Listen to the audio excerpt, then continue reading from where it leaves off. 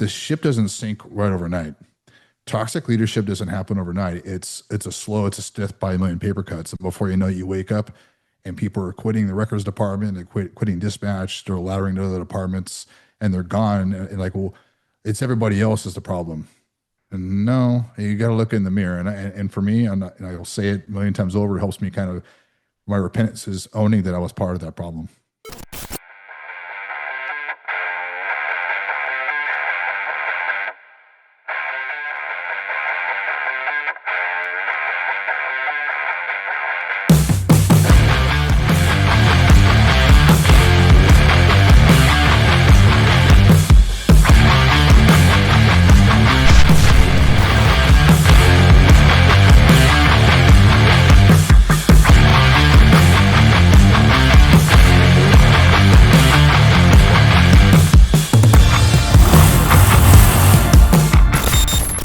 Hi, everybody. Welcome to another episode of the Blah Blah Blah Something Wellness podcast. And we are embarking on our second month, and we have a new topic. So we're going to be talking about navigating toxic work environments. So before we get into all of that, and before I have you guys even introduce yourselves, I just want to set the tone. So as we talk about navigating a toxic work environment, we're not commiserating. We're not just going to be like, oh, this is that, and it's all negative all the time. We're going to look at how we can actually navigate, how you can keep your sanity and not become toxic yourself. So on that note, I'm going to have everybody go around. I'm your host, Tami Sharp. I have my partner in all things, Chris Zamora. If you want to give a little intro of yourself, and then we will go around and have you guys introduce yourselves. Talking to me? Yeah, you. All right. Chris Zamora retired from Gilbert PD in Arizona after serving 23 years, and I worked different investigation sections throughout my time. Was also an instructor of sorts while I was there. All right, I'll hand it over to you now. That's your okay. That's my intro.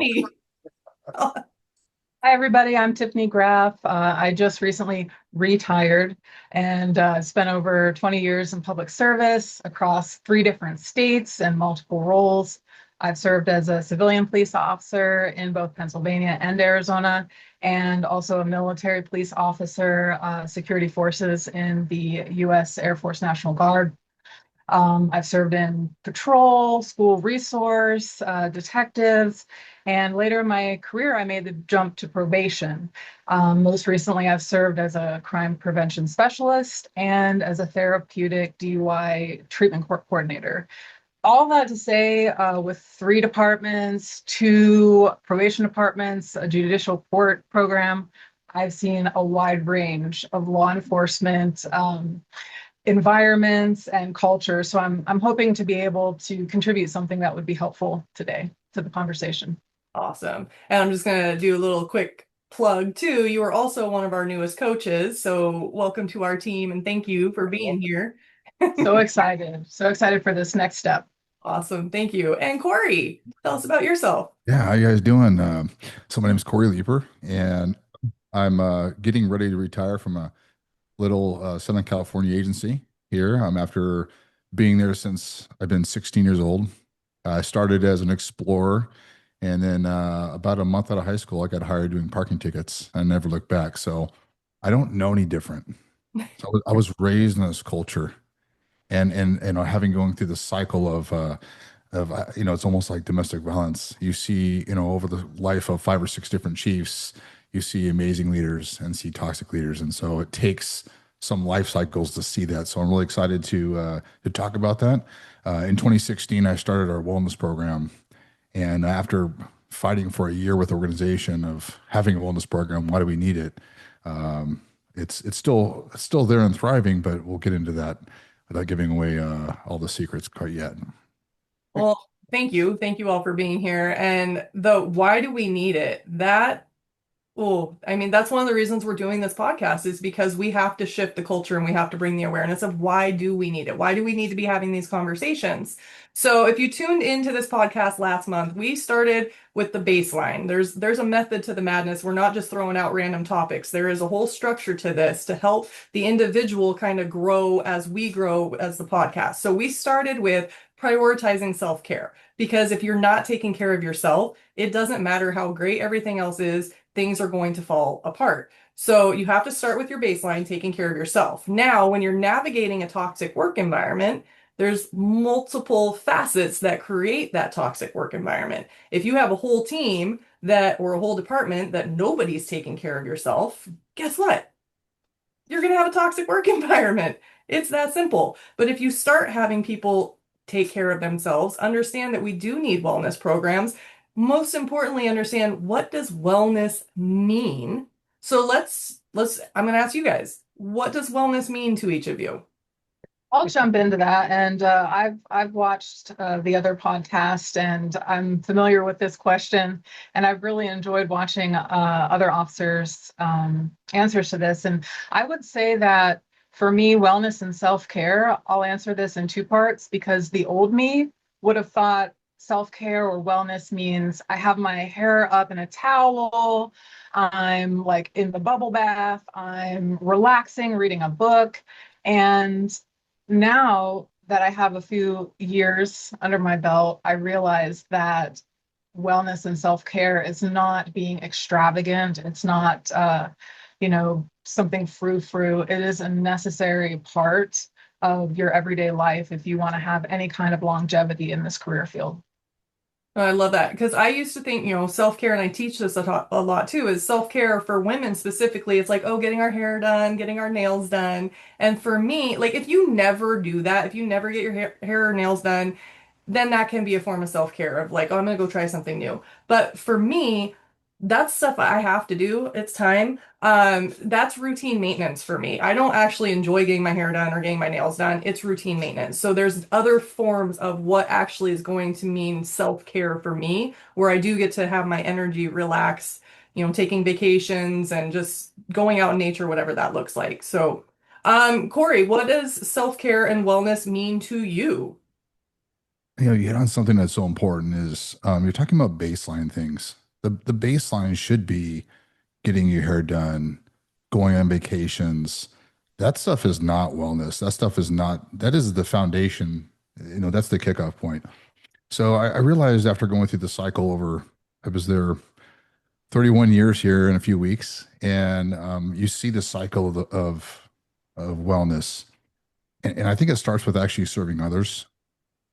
And if we sort of all look at that as all encompassing, if you're serving others and the whole team buys into that, they're serving you as well. They're supporting you as well. We certainly can't support ourselves. We're not good enough. Now we can be resilient. We can take the initiative. We can have the drive. We can work through fog and friction of critical incidents, whether it be at home or at work. But trying to make sense of something, sometimes you're too far into the weeds to make sense, and those others have to come and support you as well. So the system of wellness is robust, and it's not individual. It has to be systematic with everyone around you. I totally agree with that. Thank you. Chris, what about you? Yeah, and you're right, Cory. It does have to be systematic. You have to look at the way that first responders, the way we're built. We're built like we will put everybody else first before our own needs. We put everybody else first, right? And like you said, helping people, right? Getting out there and helping others. The thing about the first responder mindset is we have to be careful that we take time for ourselves, because we do have to help ourselves, because if we're not good, we can't help anybody else, right? And we got to be careful not to get too over invested in our career, because if we get over invested, we ignore our own personal needs. We ignore our family's needs, right? And our own personal needs, our family's needs are just as important as the needs of the public that we've been entrusted to go take care of. So we have to find that fine balance. For me, self-care is, what can I do every single day that's going to alleviate the stress of life? Because life hits all of us, right? And I'm retired. I don't have the law enforcement stress anymore, but I still have life stress. I still teach. I still travel. I'm not a big traveler. Tami knows this. I stress out when I have to travel, right? But I have to put that in check. So what do I do? What do I have in place so that I don't get overloaded with too much stress? Learning how to breathe, breath work, doing yoga. I'm a yoga instructor, going to the gym and working out, reading a book. I mean, these are all things that I consider to be self-care to help me maintain that level of balance. Because if I can do this, it increases my longevity. And every first responder, we need to have these things in place. It's okay to invest in yourself. Don't be selfish. This is the trap that we fall into in law enforcement. We think we're being selfish by carving out an hour of our day, our busy day, for us, right? Because we're so busy taking care of other people. It's okay to do that. It is okay to invest some time for your own wellness. So, and we're all different. Everybody's level of wellness, what they expect or what they think wellness is, we're all different people. So there you go, Tami. Okay. So now that we've talked a little bit, the importance, again, re-emphasizing the importance of self-care, navigating a toxic work environment. Now, the baseline for what makes up a toxic work environment, there's a couple different things. You can have a department where, for the most part, everybody in there is pretty good, but you have toxic leadership. And there's some departments where you have a toxic culture because it's learned behavior, and there's the possibility that over time you can actually grow and shift that culture. We've seen a lot of departments that are doing that. They're implementing peer support and wellness programs. They're taking their self-care serious, and they are starting to see an improvement in department morale and communication, and they're shifting that toxic work environment into a healthier one. And then there are some toxic work environments that they're going to always be somewhat toxic work environments. If you're working within the prison system, if you're working in some of these and you're working with a lot of different issues, it's going to be a toxic work environment. Now, the question is, are you going to allow that to absorb into you and then you in turn become toxic yourself? We want to avoid that. So, as we go around, what are some things that you have seen in your guys' span of career that feed into creating a toxic work environment? Wow. Well, as you were I've seen a lot of those, Tami. And I really, I personally have seen where the toxicity was a learned behavior and it was modeled by the more senior officers. And then it was unfortunately instigated or looked away from by leadership. So it seemed to be par for the course in some departments that I've worked for, unfortunately. And I've definitely seen where leadership itself can feed into that. So looking back on it, when you mentioned that there are some environments that such is a learned behavior and therefore can be unlearned with training and coaching. I've seen where both is true, that it can change, and sometimes there are just those fundamental issues that without being addressed by the leadership, it's not going to change the environment, and sometimes the officer has to make that decision on whether they're going to stay, how they're going to react and endure that culture, or what they're going to do for their best self. It's a big topic. There's a lot to unpack, and this is the first episode, so we can kind of start unpacking the different nuances to it. Cory, what have you seen that creates a toxic work environment? I think I'm going to start as someone who's been part of it, who actually was raised in a toxic culture that, let's face it, you admire the leaders that you work for, you look up to them and you aspire to be them, and then you become them. And you don't know that you become that because you're part of the greater social influence of that organization. You're respected by the leaders because, let's face it, you look like them, you walk like them, you talk like them. And then one day you get an outside chief who comes in, and I'm going to give her some proper on this podcast. Chief Colleen Flores came into our department, who's now retired, and she gave me a wake up call, and she did it in a way where she validated the things I did really well. And then she addressed the things that I didn't. And then what did she? Then she took action. I'm going to get you connected to people that will help you change. And this is what it looks like. And those people had similar qualities and traits. And it started to break that cycle. And so I've seen it go from, it feels really good to, man, I don't feel so good all of a sudden. I'm part of the problem. And then want to be part of the solution. And then once you have these ideas, these solutions, and you know what toxic leadership is and what you become, one, there's a sense of remorse that's really hard to take back because you feel like I've wronged all these people, and those people may or may not buy into your change because it feels like, well, you're just changing because you have to because there's a new chief, and I truly felt I felt remorse. I felt terrible about some of the things I did and said, and then when she left, then there was this loss because I realized what we had, and then I started to see it slide back the other direction, and it's almost impossible to stop. And people were yearning for it. We're just trying to right the ship and keep it afloat, but the ship doesn't sink right overnight. Toxic leadership doesn't happen overnight. It's a death by a million paper cuts. And before you know it, you wake up and people are quitting the records department, quitting dispatch, they're laddering to other departments, and they're gone. And like, well, it's everybody else is the problem. And no, you got to look in the mirror. And for me, and I'll say it a million times over, it helps me kind of, my repentance is owning that I was part of that problem. Thank you. So there is so much good in that. So I want to unpack a little bit of that, what you said. So one, you started because you respect your leaders and it's all learned behavior. The whole culture within law enforcement is learned behavior. And that's not good or bad or anything. That's just everybody worked with what they had when they had it and they didn't necessarily know any better. I always talk about the analogy of the pot roast in the pan. I'm going to go into that story really quick. There was a family tradition that every holiday you cut the end of the roast off. That's the way that great grandma made that roast. That was the right way. That was the only way. That was tradition. That's how we do things. And so that is what they did. And finally, one Christmas, little Susie goes to great grandma and asks, why? Why is that the right and only and correct way of doing things? Why do we cut the end of the roast off? And great grandma was like, that's not the only or right. I didn't have a pan that fit the roast. I had to. I worked with what I had. And I say that all the time because it's such a great analogy for law enforcement. You worked with what you had.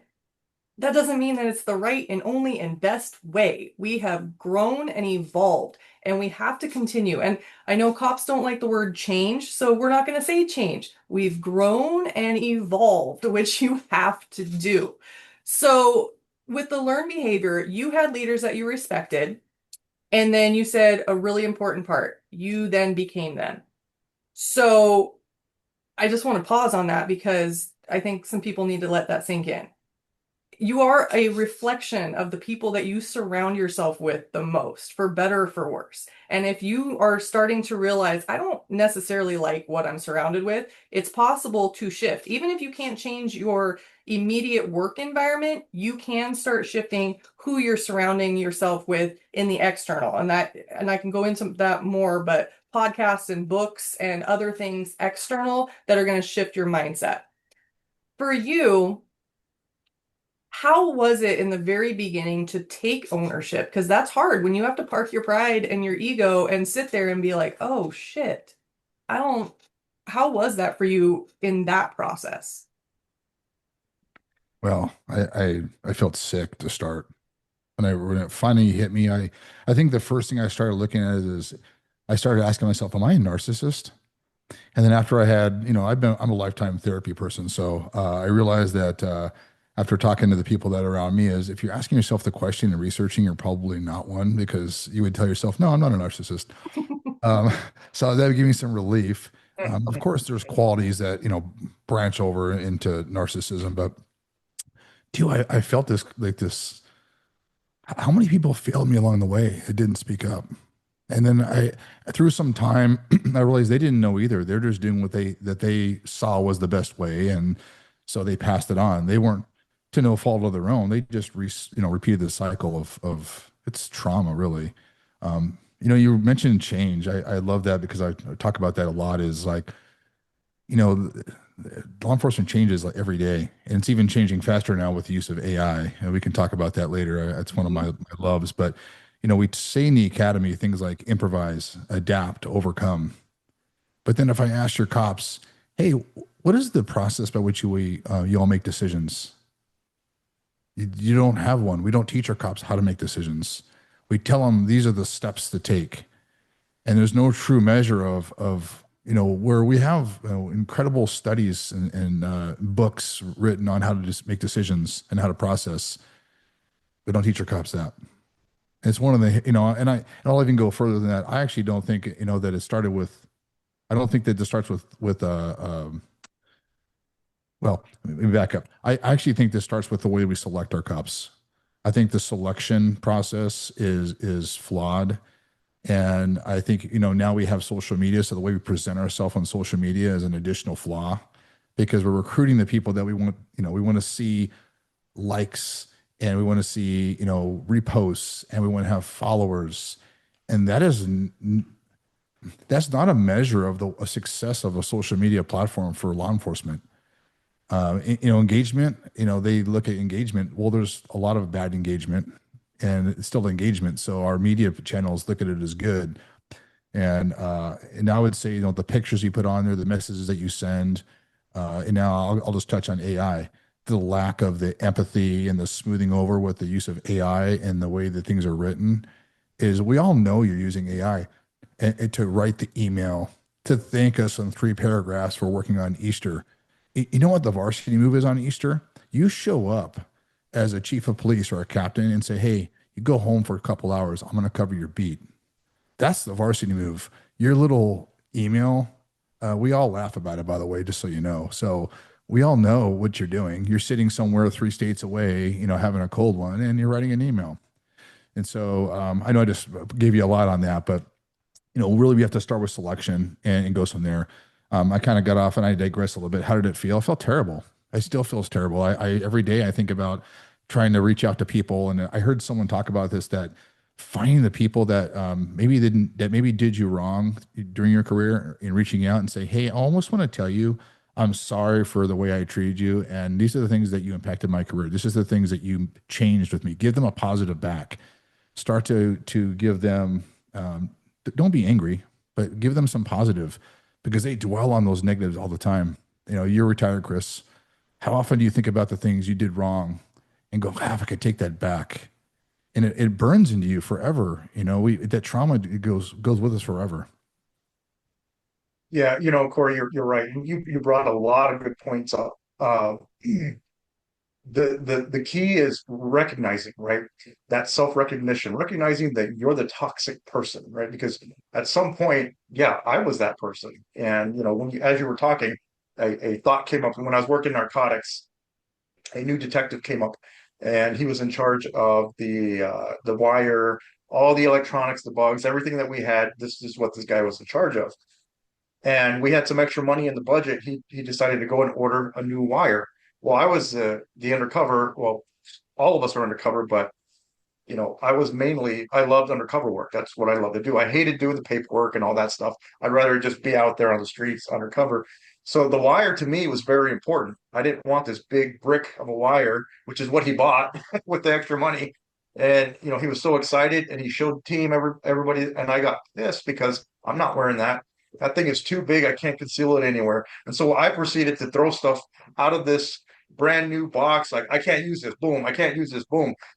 And I didn't realize I was being a complete jerk doing that. And this poor guy who's brand new, I didn't the key there is to I didn't recognize it until my good friend said, gee, are you upset? Like, you kind of said it like that. I'm like, I really truly didn't see how toxic I was in that situation. And I take ownership of it. I own that. I did that. And we have to, when it comes to a toxic work environment, you have to look at it from different sources, right? The individual officer can create a toxic work environment. Command can create a toxic work environment. Even the public, if the public isn't with you, can create a toxic work environment. The culture itself in law enforcement can create that toxic work environment. But I think really we have to start with us. I can't help the decisions that command make to make us do. What I have control of is the way I respond, right?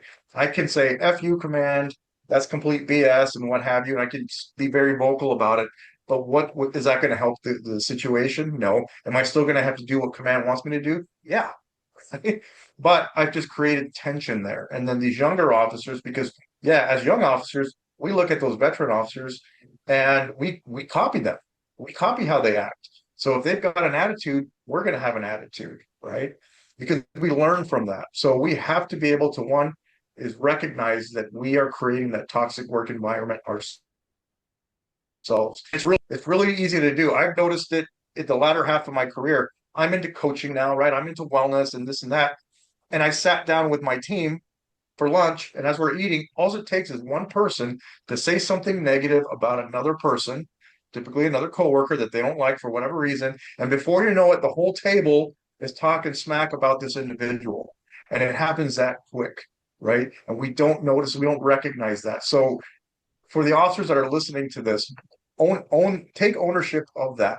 You don't need to contribute. You don't need to commiserate when it comes to this negative self-talk or not self-talk, but negative talk of coworkers, right? Because if these coworkers knew that we were talking smack about them, is that really going to help them? No, right? It's going to alienate them. And for agencies out there, I've worked for some pretty good chiefs.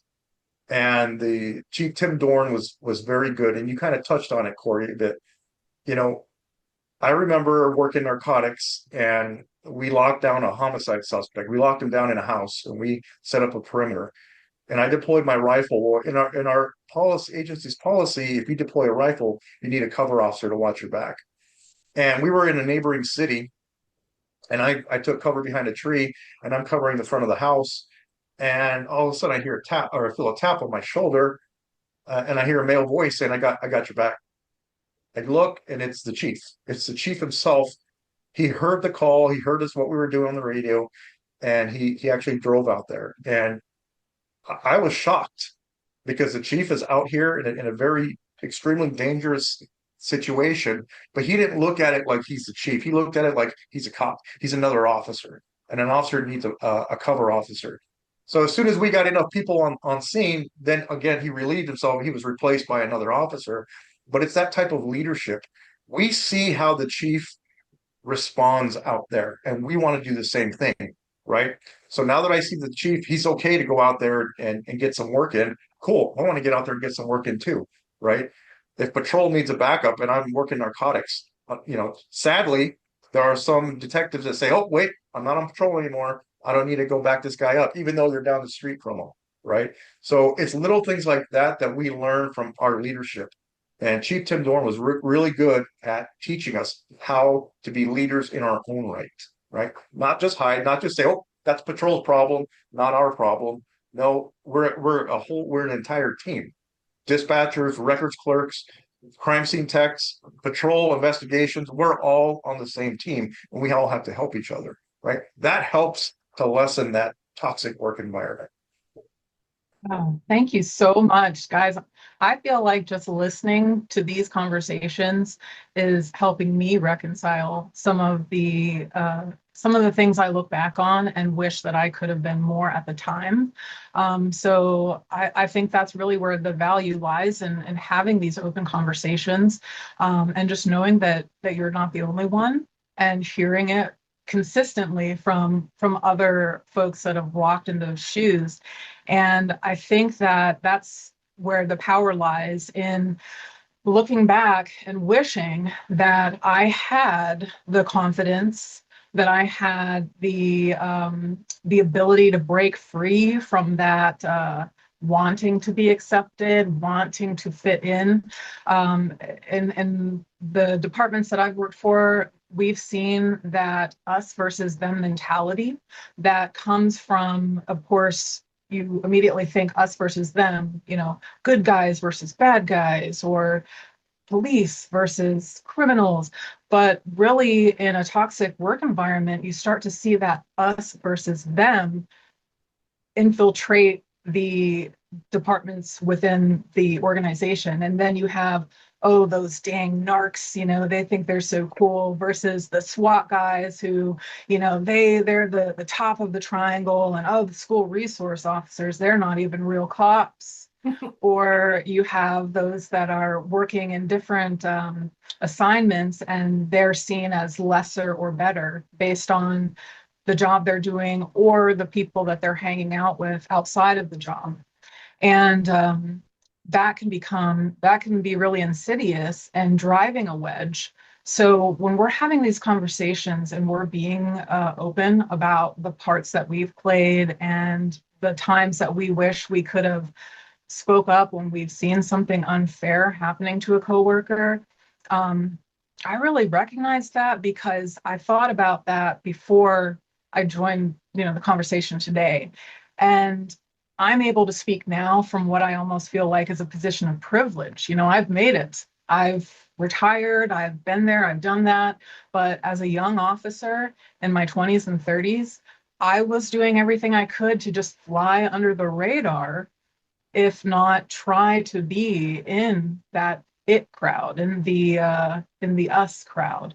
So I think that's really where the value is, when we can reconcile just having these conversations. If we can't go back in time and fix it, we can now advocate for exposing that culture and the self-leadership that we all need to do and should have been doing, but probably didn't know any better at the time. Well, God, there's so much to always unpack. You guys are so great. Um, so going back, but the thing is, we have to learn from our mistakes, and the only way to become successful is through failure, which is our next month's topic. Just put that out there. But there have been a lot of micro failures throughout the law enforcement culture that has created bigger failures. And one of the things that, as a civilian, watching, society get pissed off at cops for is when we can see now, because we have eyes on everything. We have access to body cam footage and surveillance cameras. So we're seeing stuff. And when there is an officer that does something that is out of protocol or out of line, out of integrity, and the others don't do anything, that's where society gets pissed. That's where other good cops get pissed. But then within, understanding the culture that the good cops can't necessarily do anything, or else they will lose their jobs. They will get taken to court. They will be ostracized out of whatever the group is. They're going to sacrifice themselves, and not everybody has that. Not everybody has the privilege to do that or the courage to do that, because sometimes in order to stand in integrity, it's not going to make you popular. We have a lot of friends that have had taken that stance where they've stood up against what was not professional or right in a department. You're not the cool kid anymore. And on that note, going back also, I want to circle back to what you guys were talking about, is that the bullying, the picking, we hear this all the time. We all know this is not a new conversation, that law enforcement are the first to go out and help a stranger and go running towards bullets, but you will eat your own. That is not a secret. You guys will eat your own within a department. If you see somebody that's acting a certain way, Chris, like you said, you sit down at lunch, it takes one person to start that negative conversation, and then it snowballs. But I want to go back from like a psychology standpoint of why. Why do we do that? That is middle school mentality. So talk about learned behavior. That is a coping mechanism that I think we all learn in elementary and middle school to survive. You want to be cool, you want to be part of certain crowds. And if you're not feeling a certain way, you're going to talk smack about another person, because why? It makes you feel good in the moment. It appeases your ego. It might make you seem cool. And until we have growth and evolution within our own being, we don't understand that that's not what actually feels good. It feels good in the moment, but then you're compounded with guilt and all of these other things, and you're getting ahead by stepping on somebody else. If you're doing that to not just law enforcement, anybody, if you're in that bully mindset, I'm going to insult you for a second. You're a middle school girl and you need to grow up. That's what it is. That's middle school girl culture that we need to move away from. Chris, you have something? Well, yeah, I mean, those that bully are insecure. I mean, we all know that, right? There's a lot of insecurity there. And so if they bring somebody else down, in their head, it elevates them. They feel good about themselves, right? But it is difficult to step away from the group mentality, especially when you're a young officer. As an older veteran officer, I could care less what other people thought, right? I'm gonna do what's right, and even if it's against the group, which I have done. In the early in my career, you kind of just want to like be with everybody else, right? Like the cool kids. But I'm a clinical hypnotherapist, and so I work a lot with the subconscious. And I'm going to go even further back than junior high, Tami. Back when we were in our hunting and gathering days, right? When we ran in tribes, your survival depended on if you belong to a tribe. If you're not part of this tribe, high likelihood you're not going to live very long, right? So I think that's why these new officers tend to go into these groups because it's survival. In order for me to survive this, because it's been ingrained in us for millions of years about the tribal thing, right? We have to stick together. There's power, there's strength in numbers, right? But we have to overcome that. If it's negative, if this group is negative, they're toxic, you're going to become toxic as well. And if you focus on the negative things that happen, and this is, I teach this, how to set your subconscious for success. If you start your day and you say, I hate my job, people are jerks, right? That's a negative attitude to start your shift with, right? But your subconscious is listening to what you're saying. And if you say that out loud or you think that to yourself, your subconscious hears it and says, oh, I don't want to make Chris into a liar. So today during his shift, I got to look for everything to make that statement true. People are jerks and I hate my job, right? Because think about it, as a first responder, especially in law enforcement, what do we think about liars? We don't lie, right? Otherwise, we get Brady listed. It's all about integrity for us.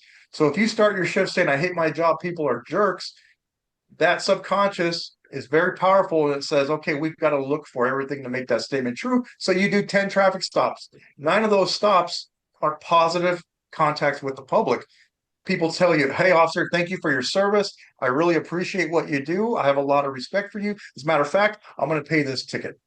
But then you do that 10th traffic stop, and that person gives you an attitude, calls you every name in the book, says they're going to file a complaint, and they'll see you in court because they're going to fight it. If you start your day saying, I hate my job, people are jerks, who becomes representative of your shift that day? That one negative traffic stop. And we will delete all those positive public contacts that we've had with the public and only focus on that one negative. Why? Because we programmed ourselves to do that. I hate my job, people are jerks. So when you go home, your significant other asks you, how was your day, honey? I hate my job. People are jerks. Let me tell you about this traffic stop. And you completely ignore all the good stuff that happened that day. We have to be mindful in law enforcement or as a first responder, not to get into that negative mindset. And a toxic work environment will create that. That is perfect to keep you thinking negatively every single day of your shift. We don't need that. That's not going to help us. Go ahead, Tami. Well, and with that, there's balance because when things happen, you do need to vent because you don't want to just keep it in. You got to get that stuff out. And women specifically, we are talkers. I have to talk it out and be like, oh my God, this person cut me off in traffic. Blah, blah, blah. But once I get it out of my energy field, I have trained myself to immediately drop into gratitude. And so I can vent, but then I don't just stay there and think about it and whatever. It's this is how kind of guys are, at least from my perspective, how guys fight. When guys have some kind of issue with each other, they get mad at each other, and then it's like, F you, are we cool? Cool. And they move on, and it's done. You squashed it. So you kind of do that with whatever the situation is. Call it out. Okay, I'm not happy about this. Boom, you moved it out. Now you drop back into a place of gratitude. I'm thankful that it didn't go worse. I'm thankful that and you keep building. I call it grounding in gratitude, where you start with something, and if you can't find anything, you need to reach out to a professional, a coach or a therapist. If you're really like, there's nothing to be thankful for, that is your indicator you need to reach out to support. But if you're training your brain of how to learn how to be grateful, it takes conscious effort, repetitive consistency, just like going to the gym. It's muscle memory. So you have to work on it every day of like, hey, I'm thankful that, I have a house. I'm thankful that I have a roof over my head. I'm thankful that I can see, I have vision, I have sight, I have feeling. And you keep building it until that negativeness dissipates. Oh, there's so much. We could be talking here for a lot. Cory, you've been quiet for a minute. So what do you got? Yeah, I'm actually still I'm trying not to digress too far off the topic today because I think the listeners want to get in on what's, the toxic leadership topic. And so I'm a note taker, so I apologize. I like to still write with a pen. I know it's old school. I think I'm a woman too, by the way. I love gratitude. I love that framing. So I talk a lot. So toxic leadership. So I think the first thing is, self-recognition, right? We have to look at ourselves as and it's really hard to do by ourselves. So you have to have independence, an independent measure. The best athletes in the world are not coaching themselves. They have somebody coaching them. And it's so important because you cannot do it by looking in the mirror. Mirror, mirror on the wall, who's the fairest one of all? let's face it, it's not going to be honest with us. And so it has a start there. Two is what are you doing to continue the culture, no matter where you're at? And so again, you cannot be independent. There has to be some type of independent training source to give your people some movement forward, no matter where you're at. It's not going to change overnight. And so, with that, just understand that once you start to change that culture, there's going to be a dip in the culture because they're going to recognize that we're messed up. And that's the first sign of, I think, the growth is we have a real problem. The third, we talked about selection, and I love you talk about the schoolgirls. We're terrible at selection, and it's because of the level of emotional maturity we're selecting for our cops draws the same type of people. We have our narcissists, our personality disorders, and things like that. We've got to do a better job of selection and finding the right kind of people that are actually emotionally mature. I get it. It starts with the upbringing, our family units, and things like that. But you're so right. Like you talk about the animal side to what we are, Chris. Now we see it playing out on social media. We eat our own. The second that some poor fitness influencer edits her photos or someone attacking her, and she just wants to be complimented for her hard work. Oh, but we go, God forbid, we, took a little tiny bit off of somebody's waistline just to look good in a picture and we attack them. So we're great at attacking each other. But why? Maybe it's to keep, the attention on ourselves. I don't know. That's probably a greater conversation. But let me ask you guys this. I mean, we send our people to training. We have all these amazing trainings in California and throughout the nation. The FBI, they get their elite bricks that they hand out. In California, we have our deputy and a sheriff leader institute. We have executive management. But why isn't this changing things? And the things I hear from the cops is, hey, I went and learned all these amazing things, but then I get back to my agency, we don't do it. We hear that over and over and over again. And so like this cycle of dysfunction, like we can't get outside of it. And it's why I truly believe in independence. We have to have some type of independent, and it can't be, okay, come in and do a measurement now and they're gone. That report goes into some desk and it's hidden away. And then in 10 years, someone finds it. It's like, oh my gosh, these are the same problems from 10 years ago. Yeah, no kidding. It doesn't change. It has to be ongoing. So the wellness programs that I see, and I've seen kind of like this variance is there's a lot of checkbox organizations. We have a wellness program. Do we have these things? And we check boxes. And are we doing these things? But we're also drawing the same type of personality types to our wellness programs. And they're not the ones that have that social influence to make change. Our greatest listeners in the organization that have the greatest amount of personal influence, not positional, but personal influence, are typically not the people that are the decision makers. They connect with our people in the field and they're great listeners because theoretically we're supposed to select the people to our teams that are selected by the people, not selected by command staff. If command selects them, then there's a mistrust. So we let the people select the people who they want. Of course, like, oh, those people, really? And then when they have suggestions, we don't listen to them because they don't have the positional influence to our executive teams. You have to give them command authority to make decisions and make real change. And it sort of kicks off from there. So I'm going to give that back to you because I just gave you a lot. But where do we go from here? You got me taking notes over here now. One, so you asked the question, like you have all of this training. You guys are so training heavy. There are conferences, there is training. And why is nothing changing? It's one of the reasons that we named the podcast blah, blah, blah, something wellness, because that's as far as it lands. You get the people that are into wellness are the ones that are into wellness. They're the ones that are wanting to be peer support and wellness coordinators and going to the conferences and trying to bring back the message. But then they bring it back and the message falls flat because you have people that don't understand and don't get it. So it's almost like you have to translate. That's what we do. Everything that we do with our company is translating holistic wellness. Nothing that we talk about is new and profound and genius. We're just saying, hey, there's a different way of understanding it. So one, getting the buy-in, speaking the language that is going to resonate and meeting people where they are. And when you have people that are not practicing wellness, they're in a low vibration, you have to speak to them because it's kind of like, I'll go a little woo-woo on you guys, but if you're going to be of the light, you're going to be this bright, shining beacon of hope and positivity, but you have somebody that's sleeping in the dark. If you shine a light, or I'll change my analogy.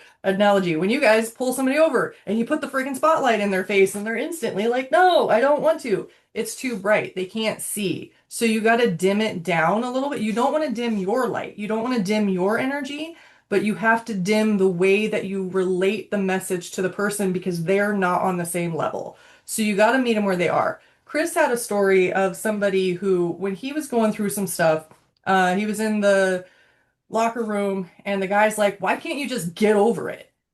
Because he didn't understand. He'd never been there. And then I'm not going to have you go into that whole story, Chris. I'm telling your story for you. But a few years later, that same person came to him and apologized. He's like, now he was going through it. He's like, I get it. But if you haven't been there, you don't understand.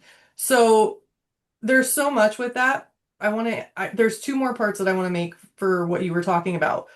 The other thing that we have learned when we started with coaching, we were like, we don't want to mandate it. Nobody likes being mandated anything. You get the teenage rebellion. If it's mandated, you're going to immediately not be happy about it. Again, using a different word. We have found for this wellness movement, departments do need to mandate it. You have to, because the people that need it the most are not going to do it unless they're forced to do it. And then even if they're forced, they're not going to be happy about it because they're not happy. But once they get into it and they start unpacking Pandora's box of like, oh shit, they start doing the work, then eventually they're going to be like, I'm so thankful that you guys pushed me through to get this, because then they get it. But they are going to kick and scream in the beginning because they're pissed off, they're not happy. So that's a whole lot. And I just wanted to talk about one more thing that you brought up, because you brought up social media a couple times and talking about toxic work environments. Departments do need to lean into social media, especially in the recruiting part, because that's where the younger generation's getting their information. However, we don't want to lower the standards just to fill spots. Like, you have to have quality. One of the things that the departments can do if they're short-staffed, I get it. You're short-staffed, everybody's overworked, but you're comparing to what you should have and having this expectation. Well, we only have 10 people and we're allotted for 15 people, and so we're short-staffed. When you keep comparing to what you should have, you're always going to be behind. But if you shift it of we have 10 people, what if you only had 10 people? What if that was what your department was and you're at full capacity? How would you navigate and shift that? And I say that from a spot where my dad was an officer that was one officer that was responsible for a 72-mile radius. His closest backup was one state trooper 14 miles away. He had to adapt to his surroundings. He couldn't bitch and complain that his department was an hour and a half away. He would have stayed in a negative cycle the whole time. He stepped into it was him. He knew what he needed to do. He knew how long people were going to take to survive, right? For his backup. So shifting the mindset. Are you short-staffed? Sure. Does that mean you're going to fill the seats with a whole bunch of crappy people? No. Hold out quality, just like dating. You can date a whole bunch of crappy people, but are you going to marry them? Find the people you want to marry and bring those into your department, if that makes sense. I'm going to shut up for a second, but I'm going to come back around to my social media part again. You guys have something? Well, I kind of want to jump on what you're talking about here, because I read an article. I'm going to kind of tie it into what you were saying. I read this article about this agency in Florida that apparently officers are calling in sick to the point where now their supervisors have to go pay them a visit when they call in sick. And the article said, now mind you, I don't know any specifics other than what's in this article, so I'm just using it at face value. If an agency is mandating supervisors to go check on their officers who call in sick, and the article said it's because it's to ensure accountability and integrity. But then if you continue reading it, also it's because of officer safety, because a neighboring agency, apparently an officer called in sick and committed suicide. So this agency decides they're going to implement this. So I couldn't understand in the article, is it for integrity and for accountability, or is it for welfare of an officer? Which is it? Because it's almost as if, again, I'm just taking it at face value. The agency's just throwing all these stuff in there to justify why they're doing this. Now, to me, I look at this, and as an agency, if you have a number of officers who are calling in sick and they're not really sick, they just don't want to be at work, what's the issue there? The issue, the answer is not to send a supervisor to make sure they're sick. that's going to contribute to the underlying issue. They have to get to why is it that these officers don't want to be at work? What is happening there? Is it a toxic work environment, right? And all what's happening when an agency does this is they have to be careful because if you send a supervisor to check on your people to make sure they're sick, then you're sending the message that you don't trust your people, you don't trust your officers. And if you don't trust your officers, why are they officers then? If you think they're lying, then why are they wearing a badge and a uniform? If you have to have supervisors come out and check for integrity and for accountability, it doesn't make any sense, right? What's going to end up happening when I read that article, I thought to myself, what are these officers going through that is causing them to call in sick? And I teach a program that I call duty driven deterioration, and it's what I went through in my career. And I broke it down into 4 different phases. Phase 2 of duty driven deterioration is burnout. And in burnout, you're not motivated to be a cop. You call in sick all the time because you don't want to be at work, right? Those are just 2 characteristics of burnout. The other characteristic of burnout is this is where officers decide, I don't want to do this anymore. It's too stressful. I'm going to quit. I'm going to resign, right? Or if they've got 20 years in, they're going to say, I'm going to retire, even though they've got a good 5, maybe even 10 more years in them, but they decide to leave. So if this agency is shorthanded to begin with, I don't know if they are or not, but if they are, they're going to become even more shorthanded because their officers don't feel they're going to feel like they're not being trusted by command. So if I was command, I would want to look into what is the culture of that agency, what is causing this. Not trying to put a band-aid on an open wound there because that's not going to fix anything. The other issue too is if you're sending a supervisor to do a welfare check of your officers, why are you sending a supervisor? Shouldn't you be sending a counselor, somebody who is schooled in that area? Because if an officer is hurting, they're going to need to talk to somebody, right? A mental health professional. Not only that, but you're pulling off a sergeant off the streets to go babysit somebody. Right? And I hate to use that language, but in reading that article, it kind of it got me thinking quite a bit. What is happening in that agency? Now, I'm not calling out that agency. I'm not saying what their name is, but again, there's a lot of underlying issues. And then for the individual officers from that agency, if you're calling in sick because you don't want to be there, what's happening to you? What are you doing to prevent that? What help are you getting so that you're good? Because to me, it sounds like they might be experiencing burnout, maybe even worse. So how are you going to alleviate some of that burnout? Like I said, I don't know the specifics. I just read it in this article. And so it just came up when we were talking about toxic work environment or toxic workplace. Well, and Yeah, absolutely. real quick on that too, for those that are listening, if you are in that toxic work environment, this goes back to a reoccurring theme from our prioritizing self-care conversations. Your department is not going to save you. Stop waiting for that. They may have the resources, but you can lead a horse to water, you can't make them drink. It is on you, no matter how great or how toxic your department is, it is on you, the individual, to do self-care and not be toxic. If you feel like you're toxic, if that's showing up in your relationships or how you're showing up in life or whatever, getting the help. Now, the other thing with getting the help, talking to somebody, talking to a confidant, a therapist, a coach, going to conferences, asking to go to different trainings, wellness trainings. Once you start that, don't just keep it to yourself. I know there's guilt and there's shame and there's pride and ego and all of these things around, oh, I'm talking to somebody. One of the reasons we're having these conversations is to normalize talking, lead by example. Leaders within a department.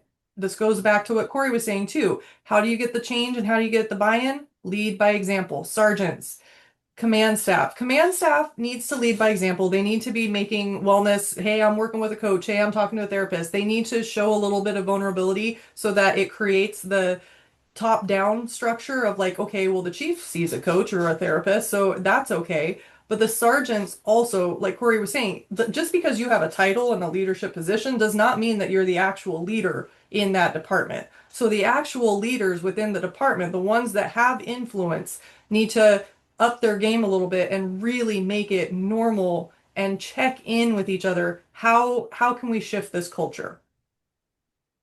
I'd Tiffany. like to jump in. Yeah. Oh, thank you. I'm listening to all of these points and I'm trying to make some connections just based off my experience. And I know the shared experiences that we've all had.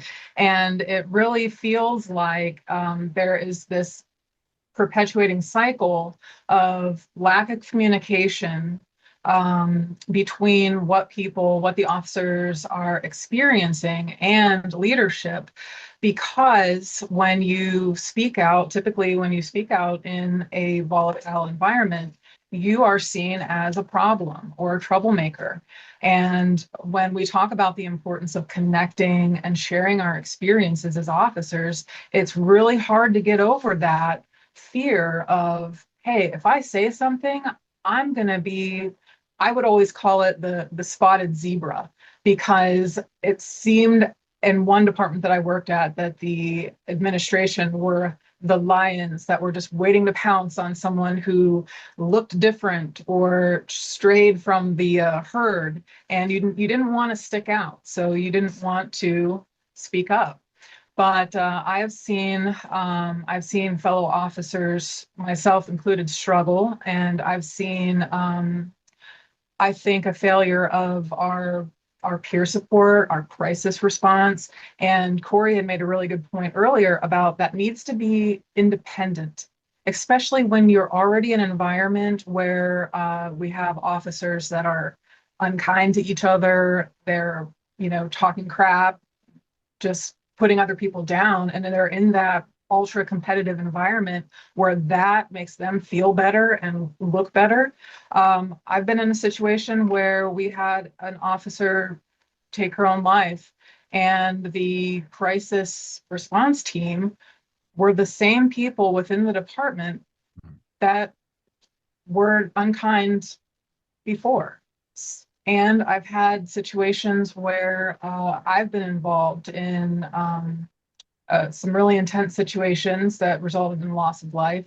And I knew I couldn't speak to the people that were reaching out to me within the department because I didn't want to be seen as a problem or show a weakness. So the lack of support, the stigma that is still around mental health, counseling, coaching, it needs to be not only monitored, modeled from the top down, but I do think that when you're already in a crap environment, it needs to come from the outside because you're operating within an echo chamber.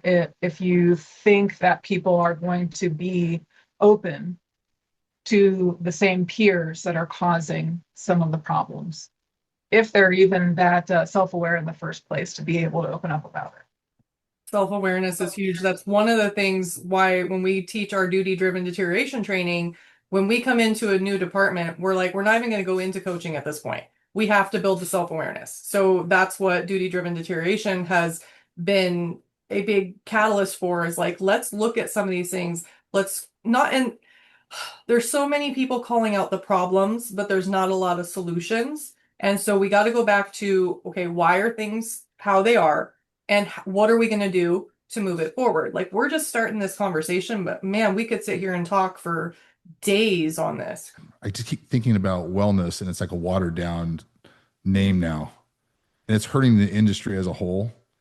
Like I've heard coaching for years. I mean, when I would compete in bodybuilding, I went and got a coach before I got on the stage, and I would work with them for years and years and years. And I wanted to make sure that I follow the coach's direction, and when I'd fall off, the coach will hold me accountable. Why do we need that in law enforcement? And I think our folks need to know why we need that law enforcement, and they need to hear that message, because when the message comes sometimes from an untrusted source, an untrusted leader, we're like, okay, yeah, whatever. Well, wellness, like I said, blah blah blah, something, wellness podcast. We tend to wait for a problem to happen before we have a solution. And even then, we saw one local agency have 2 officers get murdered, didn't have a wellness program, reached out to start a wellness program. Everyone came to their aid, where, hey, we'll help you stand it up. Didn't get stood up. 2 years later, some information came out about that particular double homicide, and now they're back to the table to have a conversation. why do we do this to ourselves? We do it to ourselves. There's some sickness there. But egos, and then the second thing I have for a note is the illusion of control. That the varsity move is you have to give up control to if you really want to gain control over an objective. Decentralized command decision making, giving it to the people in the organization to be part of the buy-in, for the greater good of the organization. This is a managers versus leaders conversation. I'm going to check boxes and control of these things versus like I'm going to let go of the wellness program. Hey, wellness team, you've been picked. You're fantastic. Go grow it. Give me updates from time to time. Awesome. I don't need to have control over that because I've given control authority to the experts in the field. We see this in every part of law enforcement, though. We see it with the SWAT team, with that former commander who's now a captain or a chief and wants to have decision making over the SWAT team. It's like, I'm the SWAT commander and I trust my guys and gals out there. Why are you so jacked up? They have tremendous training and things like that. But I got 3 points written down here that I want to kind of hit on. Is one, individualism. You have to want to get better. The organization just wants to exist. And I think Simon Sinek talks about that as like the varsity move is that you're not trying to be at the top. You're just trying to exist forever. And the organization just kind of wants to exist. It doesn't want to make you get better, though.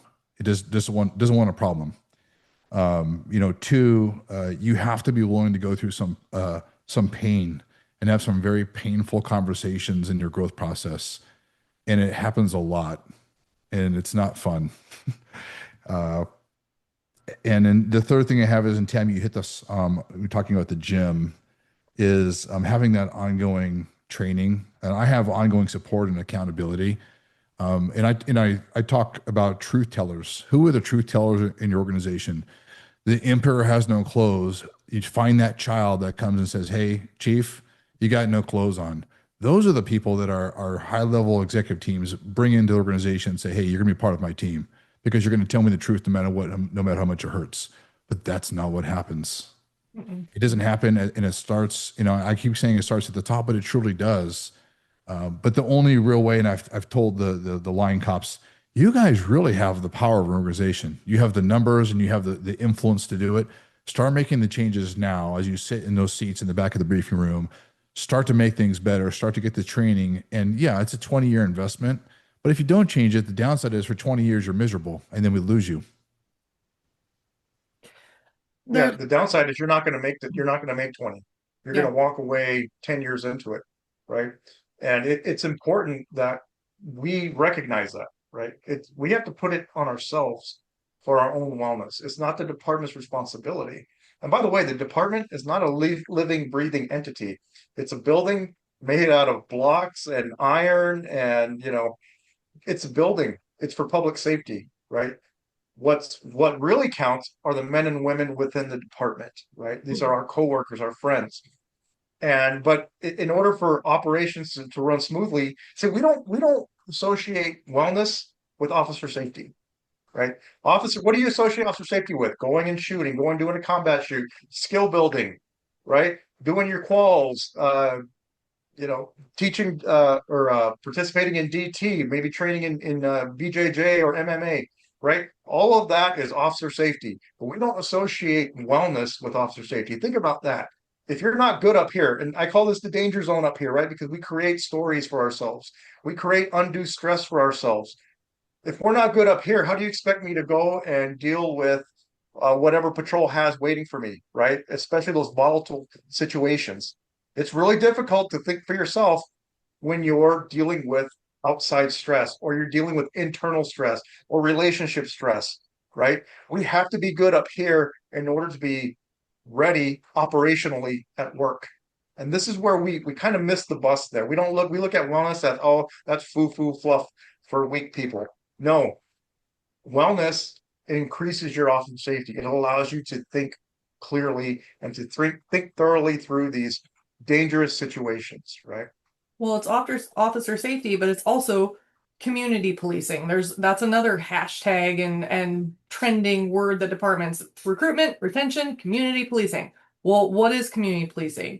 In small towns, my dad was a small town cop. They all knew him. He showed up to the events. He had so much respect. He had so much respect that he passed away 24 years ago. And when I go home, they still talk about him because he was a community officer. Now, it's harder to do when you're in big cities and we have all of these narratives and things working against cops.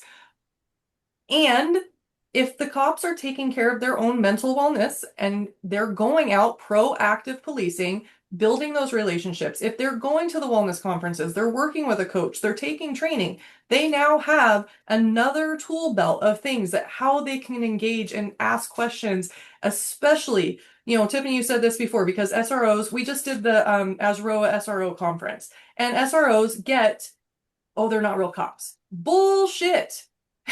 Sorry, but they are the ones that are sitting there, boots on the ground with the youth, the ones that are the most impressionable, that are learning all these habits. And if you have your SROs specifically knowing how to do wellness training and how to communicate differently, they're hitting the next generation. And I always preach that it takes one cop. It takes one bad cop to show up, or one good cop on a bad day to show up to a call or into somebody's life and forever change the trajectory of that person. Now, that cop was an asshole. I hate cops. Or one good cop, one balanced, well cop shows up, can forever change the trajectory of someone's life. They trust the cops. They want to be a cop. It's all how we show up. So having better, healthier cops is going to actually create a better, healthier, safer community work together. And the other thing, Cory, you had said something about having the wellness teams and peer support in place. Wellness teams are becoming more common. There's still a lot of confusion of what that looks like, but they're starting somewhere. So my advice to departments, if you're looking at starting or strengthening a wellness team, look to the departments that have been doing it for a long time. San Diego PD has been on top of the game for years and ahead of it with wellness. We have Mike Lawson on our team, who is a wellness coordinator that has his finger on the pulse. Reach out to him, ask him what to do. Reach out to these departments that are nailing it. Don't sit there and think you have to reinvent the wheel, or, oh, I'm too proud to ask for how do you do it. Ask them. Ask us. We'll help you. And the other thing for departments, leaders, chiefs, sheriffs, people, city, mayors, whoever, if you're going to have a wellness team, give them a budget and don't make it hard to get the money. Let them have some money to go find resources and try it. Oh, okay. My true opinion. What do you guys Well, no, think? it's common sense. If you don't take care of your people, why would they stay? And now you're shelling out more money on incentives, trying to attract officers for your agency when you could have kept those good officers there to begin with, right? And they just throw money at the problem and it doesn't fix it, because a few years later, those people end up leaving. I wonder what the issue is. Could be the culture, right? Something to think about for these agencies. And and I will tell you, every police department has their own culture. Every single one of them is different. It doesn't matter if your agencies, your cities are next to each other or towns are next to each other. Every individual agency has a different culture, and you just got to understand, what is that culture about? Is it positive or is it negative?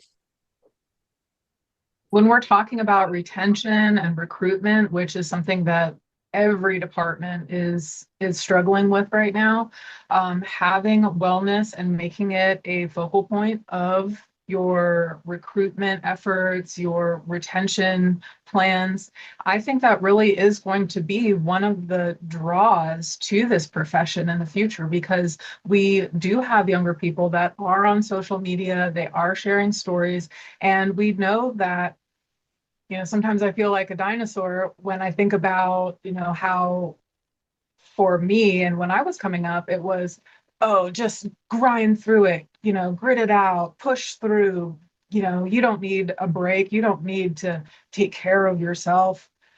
Now, I think as a culture, have decided that we are more interested in having a work-life balance. We're more interested in wellness. We're more interested in taking care of ourselves. And that really, I think, appeals to younger potential recruits. And if you're not making that a part of your of your recruitment and your retention and showcasing your department's efforts to invest in their people, I think you will eventually go extinct like a dinosaur department. And putting that information out there and sharing it is, I think, what makes law enforcement coaching and these wellness programs that are popping up so important. It's just putting that out there and talking about it now. Really quick to back to the social media thing. So I wanted to bring this up earlier with a toxic work environment. So a few months ago, probably a year ago already, the algorithm popped up this cop who was doing quick reels, and he was explaining to the public why cops do certain things. And it was very simple, and why do cops stand with their hands in their vest? Or why do we, do XYZ? And he was communicating with the public. And I was like, I saw the video and I was like, this is great. This is what they should be doing. And I was actually getting ready to reach out to him and wanted to talk to him. I'm like, brilliant. And then like 2 weeks later, the next video pops up. He left his agency. Why? Because the older cops were calling him the TikTok cop, and they pushed him out. They were so like, didn't get what he was doing, and they became so toxic that he's like, you know what? I'm making more money off of TikTok doing this at this point, so I'm not here for the money. You guys aren't accepting me. You don't get it. And so unfortunately, that department lost a really good cop, and he's still doing it. He's doing, tactical gun videos and stuff. Still same thing, just a different audience. But I'm sitting there like, oh, he was nailing it. That's what departments should have been leaning into. And instead, they didn't want to shift their mindset, and they lost a great, not just a great cop, but a great influence and retention and recruitment piece for that department. And I thought that was really sad. And I am going to reach out to him at some point and have him come on here. I'm going to send him this video. We're the That would be cycle of amazing. dysfunction we talked about at the very beginning. You don't look like me. You don't walk like me. You don't talk like me. So we're going to push you out. And social influence is a real thing. We do have to teach our people how to lead up too. There's maybe a conversation that I'm not knocking him, but maybe he could have had a conversation with his teams, with his leadership. He could have had support from the leadership. I don't know. I don't know his details. I love what you're talking about, but he's different. And let's face it, there's this inherent level of immaturity that exists, jealousy that exists. It's no different than the cop that gets all the assignments, and the guys in the back of the room are knocking him, and they go and they park behind the movie theater and they talk about him. It just kind of takes place. I mean, like, it makes you laugh, the TikTok cop, because we all have one of those, and I think I love it. And you're changing the game, and we've seen people, throughout the country do that for some years, and we're getting used to it. But we don't have the support from the top as well. So, I hear you guys talking. There's so many levels of this wellness. There's so many buckets of wellness, and I think about, I'll just go at the lowest level. Like the team does something good, and you get a pizza party. It's like, it feels like Little League all over again. We haven't grown since we've been 12 years old. Yeah. We might as well do a bridge and have the guys run underneath the bridge and then collapse and go down the hallway. We haven't really grown since then. What ask them what they appreciate. What do you guys like? Learn about it. Talk to your leadership, talk to your line staff. They know what your team's like. They know that this team likes to go work out, and they don't want pizza. Oh, we did a training, and literally because I always teach people to shape, like, what you don't want, but what do you want? And so I'm writing it on the board, and the chief had just happened to come in at that time, and it wasn't his thing. It was the prior chief's thing to have the pizza party. I'm like, what don't you want? And they're like yelling, we don't want pizza. Like, they were so mad. Yeah, I was a guy. I was like, I don't get we're it. getting I don't pizza. get it. Yeah, we're gonna get pizza, but Corey, we know you want chicken and rice. Yeah, I can't even eat with you guys. Like, I work too hard not to eat this pizza. It's a waste of my time. But asking your folks, when I was working with our dispatchers, I had each one come down and talk with me, working in admin. I says, hey, I want to know what we're getting wrong. Like, what? I'm like, what are we blowing? What are we getting wrong? And then what can we do to make it better? And they had fascinating ideas. And they're like, wait, you're actually asking me? And then we had to take some action steps. Now, some of the stuff, it's like, okay, that's a long-term thing. one of the coolest thing I thought was we want to have some type of childcare system in place for our departments. You're asking us essentially to live at these departments. Let's be honest. When we're seeing officers work, when I had a good 2 week check, it was like 80 hours, and I was like, I never saw my family, and I quite honestly I ruined my marriage because I work too much. Well, that's not the only reason why, but that's one of the reasons of the many reasons why. But it's all a cycle, right? There's addictions and cheating and all sorts of things that happen in there, but it's all related to lots of things with the job and adrenaline and all those things. So, but beyond that, like we're seeing this happen, but we're not giving real support. It's a facade of support. Well, you asked to sign up here, you asked for this. It's like I didn't ask to not see my family. You say you're a family-based organization, but you don't treat us like we're family. When we get put on as a personal story, I got put on admin leave. I heard from two people that I worked with for years, wouldn't even respond to my texts. Just hey, I know this sucks.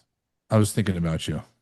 Oh, no. You become the black sheep pretty quick and forget due process, And you mentioned something earlier too, Chris. Maybe it was you, Chris, that said something about like you got in the field and we're dealing with people in the field. But, we're not very inquisitive in the field. We're not really curious in the field with our people. No, ma'am, I'm not here for that. Just tell me about this one thing. And then we become leaders and we become that. Then we take that home. We don't want to be curious because let's face it, the idea of curiosity has so much play into all walks of life. I'm sorry, babe. Like, tell me more about that. What do you think that's about? Oh, no, we don't. So we can't expect our cops to go work in the field for years and years and years and have this question and answer process, just the facts, because we're still doing it. I'm not here for that. I don't want to hear your trauma and then become a leader and then change and then go home and then change. It's too much, especially in a day and age where we're working more than we've ever worked. I mean, it's just the truth of the matter. And coaching is going to help push back. If anything, there's going to be the dip because they're going to realize it's unhealthy and there'll be a pushback and they're going to criticize them. Oh, that guy just wants to be off. That guy don't want to even be here. Oh no, he wants to go coach his kids. He'd rather be on vacation. Yeah, you're damn right. I'd rather be on vacation. I'd rather be at the river in Arizona, hanging out in Havasu. I'd rather be anywhere else but here. But I mean, I live. I don't live to work. I work so I can live my life, and we have to have that balance. Well, yeah, and it's all about shifting that perspective sometimes, right? We just shift it just enough to where people understand it, and I like to use personal experience when I talk. And, I remember on patrol, I worked a shift where it was like a swing shift, but in the very beginning of our shift, we had to go transport prisoners to downtown Phoenix. And at that 4th Avenue jail, sometimes you could be waiting 4, 6, maybe even 8 hours booking somebody in. It's so busy down there, right? So nobody wanted to ever go and transport. And so one day I just raised my hand. Sergeant asked, who wants to transport? Nobody wanted to. I said, I'll do it. And then the very next day, Sergeant asked again, who wants to transport? I'll do it. Eventually, one of the guys before the sergeant walked in, he goes, Hey, Chris, why do you always volunteer to transport? I go, well, it's 115 degrees outside. I can sit for a few hours in an air-conditioned building, or I could direct traffic out there sweating my ass off. And when I explained it like that to the team, sergeant comes walking in, who wants to transport? Every person raised their hand, right? Why? Because I shifted their perspective. They looked at the positive instead of the negative. They were focusing on, I have to stay there for 6 hours, 8 hours of my shift. Once I explained it that way, now, after that day, the sergeant had to put our names on a piece of paper, put it in a hat, and he would draw it. And that's how he would choose who would transport, right? So who would have thought that? That simple little shift makes cops think different. Wow. Right. Reframing is so important, That's right? brilliant. That's brilliant because we were talking earlier about how we give officers the tools to make the change, but when they come back to the department, there's usually, and you could probably close your eyes and think of that guy or that gal who would be the thought leader, the one that, folks look up to, who's not in a position of authority but does lead, that if you don't have their buy-in, they shoot it down. Those tools that you just got, your shiny new tools, are worthless and you're not going to use them. So how can we get folks to change their mind and to engage in what we're trying to do? Tami, you had mentioned making it mandatory, and that does cause folks to kind of buck and push back. But when now we're talking about reframing it and we're talking about incentivizing, the pizza party versus, hey, let's get, a couple extra minutes at the gym and do something as a team, that can be, I think, the way forward, or one of the ways forward for our leadership that are actually looking to make a change. And something that my work in other public service areas has shown me, especially probation does this really well, the court system does this really well. They are working with behavior change and behavior modification. And if you are looking to make change, you want to find out what motivates people and incentivize that. I've worked at some great departments. All of the departments I've worked at have had wonderful aspects to them. And the common thread was leadership that listened to their line officers and provided incentives for growth. And the growth could be these new wellness tools or participating in coaching, and making that part of the promotion process. When you give folks the opportunity to take advantage of the training and then give them an incentive, like, okay, well, you take this coaching session or you go to this particular training, it looks great in the promotion process. So everyone is looking for a way to work with what they have, which in most departments is very little. You're not getting a lot of money thrown at you for retention and incentives, but just making things within the department that you can create from nowhere, basically, like an incentive-based promotion path. You can do that for very little money, and it works. Things like that work for your everyday officer. I would back that and support that also for leaders that are like, okay, we need to incentivize. Before you make the decision of what the incentive is, ask your people. And don't ask them what would incentivize you. Go back and actually sit down and talk to them. And yes, take the time. You can run a survey. They'll be very honest with the surveys if you get everybody to do the survey, or take the time to go sit down and say, hey, why did you get into law enforcement? What motivated you to get into law enforcement, and what has kept you in law enforcement? They will tell you what their why is, and that is where you're going to build your incentive based on what is driving them, not what you think. Money, we had a department do that. They incentivized, they paid everybody to do a coaching session and go do a physical. We had it. I didn't know what happened. All of a sudden, I wake up and we were all these coaching sessions booked. And I was like, did the world go, like, what happened? They got paid. But it was a disservice to them because they went into the coaching sessions being like, I'm here to get my check. Not going to talk about anything. I'm here to do my time and get out. That's a disservice to everybody. It wastes my coach's time and it wasted their time, but they got their money. So that's not the right motivating factor. So ask your people, talk to them. I go to my team and I'm always asking things like, if you could wave a magic wand, where would you go on vacation? What's your ideal? What's your bucket list? What are your bucket list things? And then I will find ways to okay, your bucket list is to travel the world. I'm not going to be able to provide that for you, but I can do little things that are going to support that. Even if it's like, here's a little globe because I'm supporting you. Like it's the thought that counts type thing. It's the action in there, if that makes sense. We could be talking about this for days, but I want to honor everybody's time. I definitely, you guys are welcome. We're going to be doing more of these. There are 5 weeks in July, so we have lots of time to talk about this because I got to do an extra episode. So you guys are welcome to come back.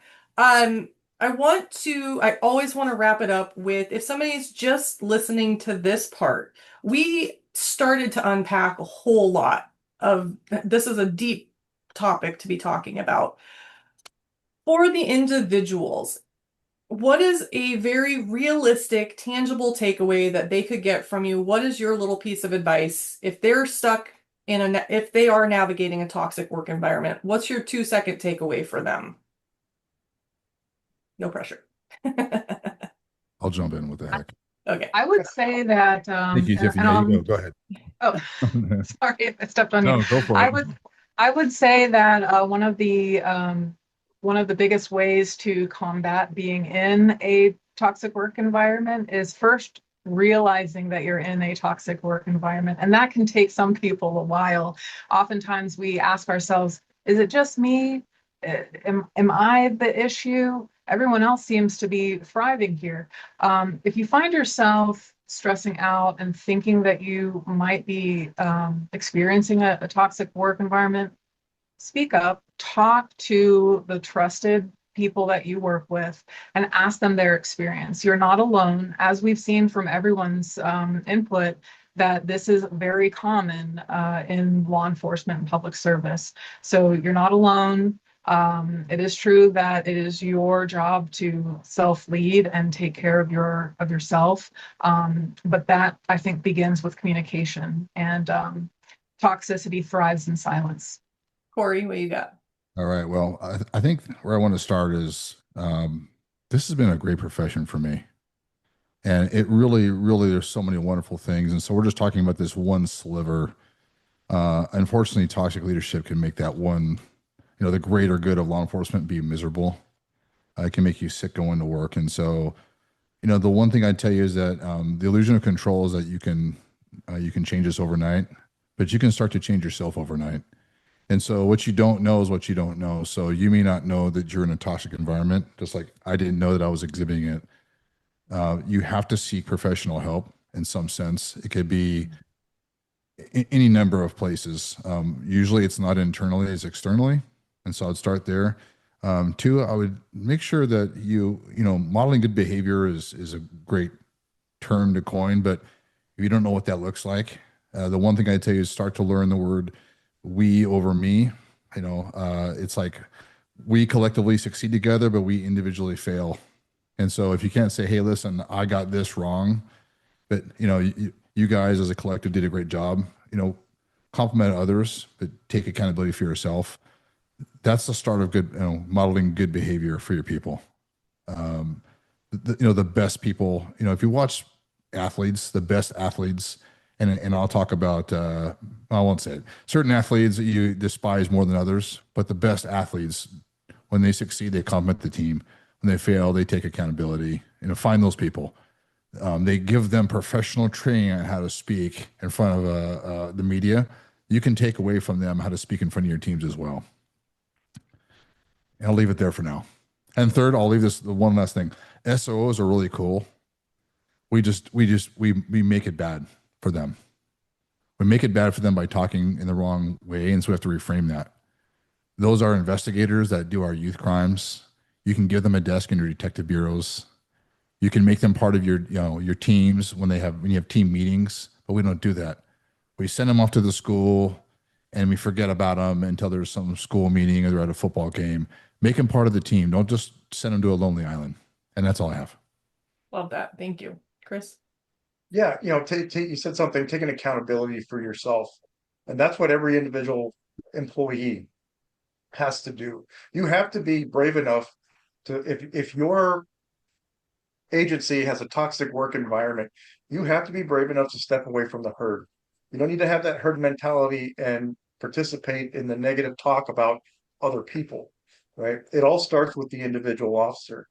Now, as far as an agency that has that toxic work environment, that's creating it from the top up, from the top down, there's not much you can do about that other than you work on you. Don't participate in the negative talk, right? Because unless it's going to help you, unless it's making you feel better for whatever reason, chances are it's probably not going to help. Chances are you're going to get labeled. Chances are you're going to make yourself angry and disgruntled.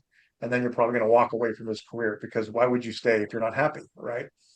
So at the individual level, we have to take an accountability for ourselves, even if that means sitting. And I've done this before, sitting, having lunch, and somebody starts talking about somebody in a negative way. Just say, "Hey, look, we don't need to talk about that. Let's talk about something else. Let's talk about some funny call that we went on or whatever it might be. We don't need to start. It doesn't need to snowball out of control about another employee because the reality is that employee that people are talking about, we don't know what's happening in their personal life. We don't know what's happening internally to them. They could be suffering. And by us sitting there and contributing to that, if it gets back to that employee, man, that's not good. That's not good for us as an agency, as a culture. We have to be able to empower each other and lift each other up, right? This is what we do.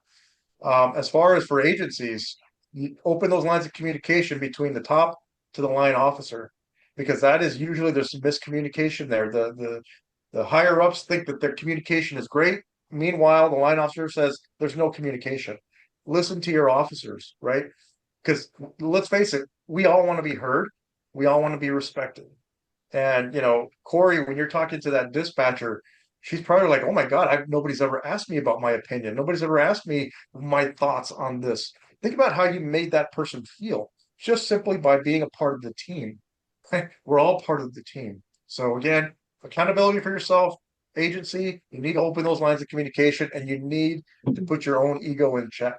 Otherwise, your employees, they're going to leave, and rightfully so. Why would they stay in a toxic work environment? So, Tami? Yep. So top down, bottom up. Leaders lead by example. Start getting help, seeking out, go to the wellness trainings. Don't just send your peer support or your people that want to go, you go. And I have a lot. I'll compound it down. Bottom up, your new recruits, your FTOs, send them to the training so that they start learning. Because if you send everybody that has 5 years and less into these trainings and learning wellness, you are going to shift the culture within a couple of years because now you're no longer like we started this, it's all learned behavior. You're now learning new behavior, and that's going to shift. Now, when you meet in the middle, start looking at your people. Who are the people that are a little bit saltier? Your bad apples, the ones that are doing self-sabotaging behavior. The ones that are doing self-sabotaging behavior or is a toxic vibe. And when I say a vibe, I mean that person walks into a room and everybody's energy tanks because they're in a cloud. Those are the ones you need to mandate, and they're not going to like it, but they need it. They need to go talk and not just go do a fit for duty check-in. 6 months, minimum, 6 months of finding some sort of wellness support, going to the conferences, go push those people into the wellness world, kick them in there because eventually something will click. And if not, they might leave. The one bad apple spoils the bunch. Like Chris was saying, you have that one person that starts talking negative and everybody kind of goes. You don't get rid of that. You gotta stop that. Don't allow it. Awesome. All right. Well, for the listeners that are tuning into this, if you want to be part of the conversation, if you are in a true toxic work environment where it is not safe to speak out, it's not safe to speak up for yourself, you can reach out to our company, talk to our coaches. We can help, reframe a few things. You can reach out to Cory. And also at the end of the month, we always have a live group call that you can join the conversation. And you can, because we do it on Zoom so that you can make your profile, you can be dark, you can have an avatar, you can have a nickname, you do not have to be you, and you can still be part of the conversation so that you can figure out some solutions and steps that you could take to help move that needle forward. So with that, thank you all for being here, and until next week.